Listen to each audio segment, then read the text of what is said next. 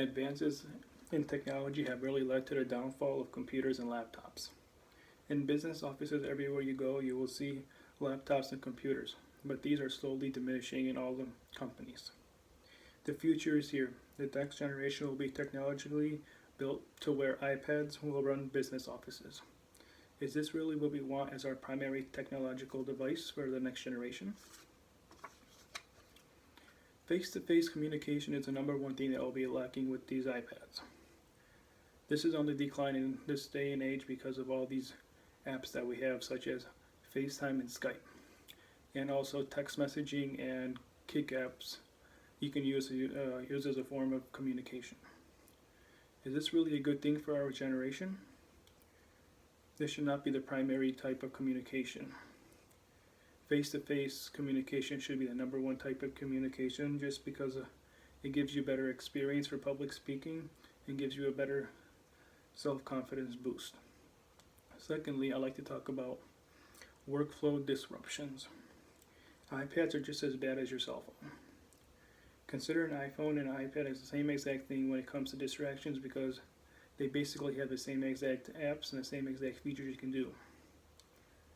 Owen Pearson's article, Disadvantage of Cell Phones in the Workplace, states, employees who stop work tasks throughout the day may suffer decreased productivity, missed deadlines, and crammage of time because of these delays. Thirdly, I like to talk about lack of reliability. One of the most reliable devices could be the iPad, but the way that people use it, it could be one of the most unreliable devices. When I say that, I mean with all the features that it has on it, it's really easy to be distracted.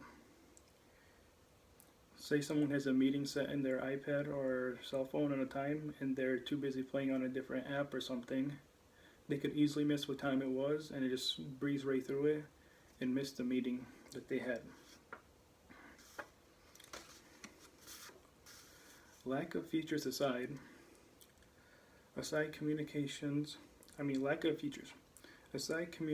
issues, iPads have many other cons. According to WizTechie, some of the cons that the iPad have are no flash drive, no USB support, no multitasking, and no SD card reader, and no drop file management. Companies keep viable information on flash drives that won't be accessible if all that they have in their offices are tablets and iPads. On the other hand, computers and laptops offer all of these features, hence why we've been using them for the last who knows how many years. To conclude, all these companies want to spend millions and millions of dollars on these iPads for their businesses. After reading of all the cons that I just stated, is it really worth it to spend all of this money on these iPads? I'm hoping that I persuaded all of you that iPads are not the route to go. Laptops and PCs are the right way to go for the next generation.